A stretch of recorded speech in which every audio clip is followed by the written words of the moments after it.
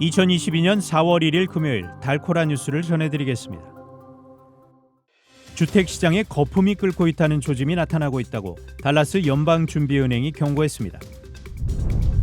지난해 9월 공원 물놀이 시설에서 뇌먹는 아메바에 감염돼 사망한 아동의 부모들이 알링턴시를 상대로 제기한 소송이 합의로 마무리됐습니다. 텍사스 교통국이 제안한 콜린 카운티의 8차선 프리웨이 신설 계획이 지역민들의 강한 반발에 부딪혔습니다.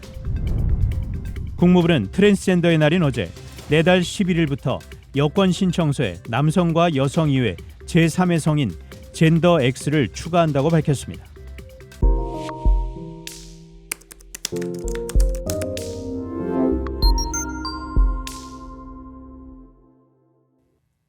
주택시장에 거품이 끓고 있다는 조짐이 나타나고 있다고 달라스 연방준비은행이 경고했습니다. 프레디 매기에 따르면 모기지 금리가 빠른 속도로 오르면서 어제로 끝난 주간에 30년 만기 고정대출 금리는 평균 4.67%로 올랐습니다. 이는 2018년 이후 가장 높은 것입니다. 리얼터닷컴은 미전역 주택가격 중간가격이 40만 5천 달러로 최고치로 급등했다고 집계했습니다. 지난 2년간 주택가격은 거의 27% 가까이 상승했습니다.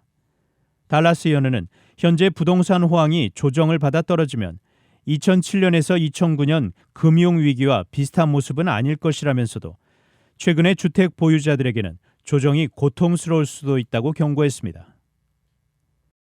지난해 9월 알링턴의 한 물놀이 시설에서 뇌먹는 아메바에 감염돼 사망한 아동의 부모들이 알링턴시를 상대로 제기한 소송이 최근 합의로 마무리됐습니다.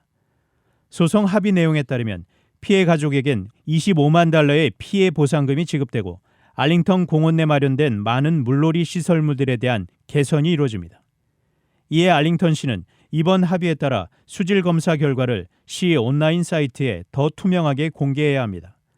또한 안전한 물놀이를 위한 새 시설 장비 설치를 메모리얼데이 연휴 때까지 여름 수영 시즌 개장 전에 완비해야만 합니다.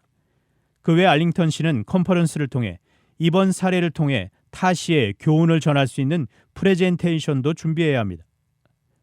어제 바카리의 부모는 성명을 통해 시설 개선과 또 다른 희생자 예방이 이번 소송을 제기한 주요 목적이었다고 강조했습니다. 텍사스 교통국 텍사시 제안한 콜린 카운티의 8차선 프리웨이 신설 계획이 지역민들의 강한 반발에 부딪혔습니다. 380번 연방 하이웨이 확장을 위한 우회로인 이 프리웨이는 도로 교통 체증을 해소할 목적으로 신설이 추진되고 있습니다. 이 도로 개발은 맥키니의 1827 팜투마켓 로드와 프라스퍼의 코일 로드 사이에 집중돼 있는데 특히 세그먼트 B라는 루트 개발에 대한 반대가 심합니다. 프라스퍼시는 이 루트가 여러 개의 주택 개발 사업이 이루어지는 지역을 관통하게 되고 그에 따라 지역 학교 여러 곳에도 영향을 미칠 것이라고 주장했습니다.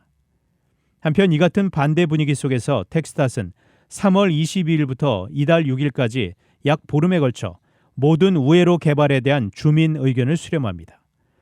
텍사스는 어떤 최종적인 결정도 이루어진 것이 없다고 밝혔습니다. 국무부는 트랜스젠더의 날인 어제 토니 블링컨 국무장관 명의 성명을 발표하고 4월 11일부터 여권 신청서에 남성과 여성 이외 제3의 성인 젠더 X를 추가한다고 밝혔습니다. 젠더 X는 난 바이너리, 남녀라는 이분법적 성별 구분에서 벗어난 성 정체성을 지닌 사람이나 남성이나 여성의 정의에 규정되지 않은 신체적 특징을 지닌 사람, 성별 구별에 불편함을 느끼는 사람을 위해 도입됐습니다. 또한 국무부는 내년부터는 여권 이외 다른 서류에도 젠더 X를 추가할 방침입니다. 단신 뉴스입니다. 더불어민주당 송영길 전 대표가 1일 6.1 지방선거 서울시장 출마를 공식 선언했습니다.